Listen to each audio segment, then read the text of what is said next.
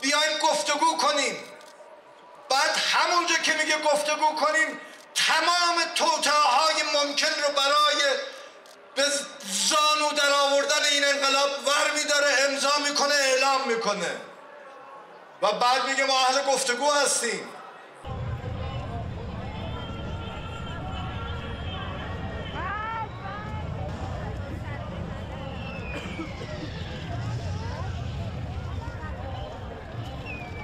او ادعا میکنه که ایران منطقه رو به هم زده، در صورتی که این اسرائیل که با پشتیبانی آمریکا در منطقه مردم مظلوم غزه رو، لبنان رو، فلسطین رو، سوریه رو، ایران رو، هر جا رو دلش میخواد بمباران میکنه. پیامبر رو با کتاب که مردم رو از سازمان ملل متحد، اون لاهه که مسئول قوه قضاییه است، دادگاه بین المللی که این رئیس دولت صهیونیستی و نسل کش رو اعلام جرم میکنه و محکومش میکنه، همین رئیس جمهور آمریکا که ادعا میکنه دنبال صلح و آرامشه، از یک جنایتکاری دفاع میکنه که سازمان‌های بین المللی محکومش کردن، اعلام جرم کردن. بعد آمریکا ادعا میکنه ما دنبال آرامشیم. آرامش منطقه رو کی به هم زده؟ چه کسی باعث ناآرامی، کشت و کشتار و نابودی تو منطقه است؟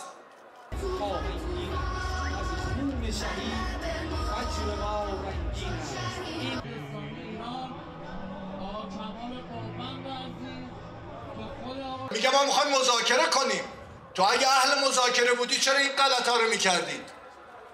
میگه من دلم نمیخواد، ولی تمام راه ها رو در تمام زمینه ها میخواد ببنده، دارو رو، غذا رو، آب رو.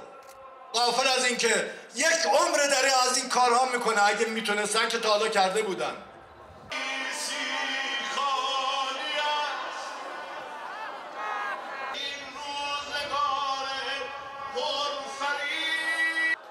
ما هیچ وقت در مقابل بیگانگان سرخم نخواهیم کرد.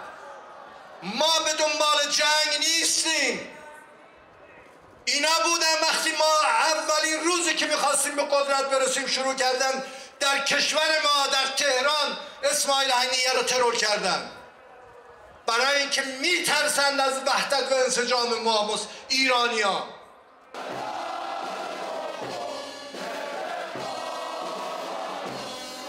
رحمت الله و برکاته.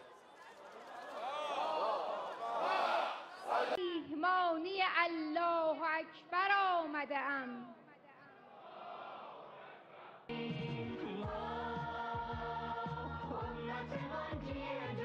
13 نفر یاره 313 تا که تو را به دست ما به زمان نهی صاحب زمانی لشکر ما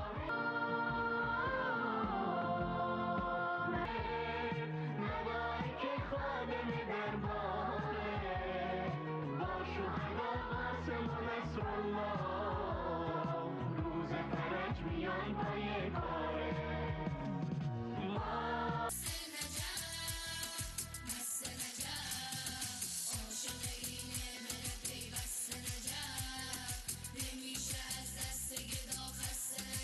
در گروه های مختلف سرود در کنار شما هستیم. دعوت میکنم از جوش بشد تیز رو هم با خود و گبر همی گردرد به چنگندر آورد و آمد دلیر بر آن نامور تیر باران گرفت روحام را گفتش آمد به گوش خروشید آمد با پرچم‌های سرنگ زیبایی که بر دوششون گرفتن در جشن بگفتم که خیز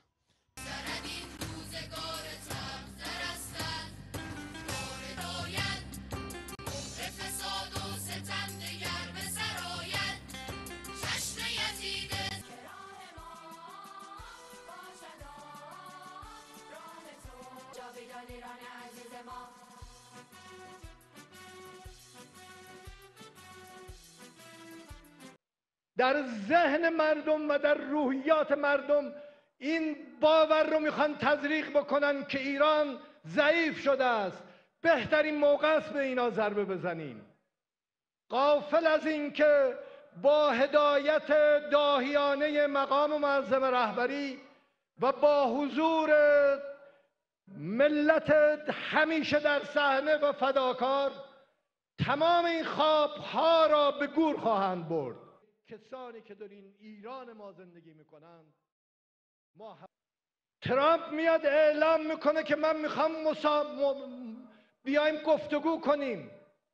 بعد همونجا که میگه گفتگو کنیم تمام توطئه‌های ممکن رو برای به زانو در آوردن این انقلاب ور میداره، امضا میکنه، اعلام میکنه و بعد میگه ما اهل گفتگو هستیم. او ادعا میکنه که ایران منطقه رو به هم زده، در صورتی که این اسرائیل که با پشتیبانی آمریکا در منطقه مردم مظلوم غزه رو، لبنان رو، فلسطین رو، سوریه رو، ایران رو، هر جا رو دلش میخواد بمباران میکنه. منطقه رو کی به هم زده؟ چه کسی باعث ناآرامی، کشت و کشتن؟ ما هیچ وقت در مقابل بیگانگان سرخم نخواهیم کرد. ما به دنبال جنگ نیستیم. اینا بودن وقتی ما اولین روزی که میخواستیم به قدرت برسیم شروع کردن در کشور ما، در تهران، اسماعیل هنیه رو ترور کردن برای اینکه میترسند از وحدت و انسجام ما ایرانی‌ها. اینا به دنبال تفرقه‌اند، اینا به دنبال درگیری و دعوان.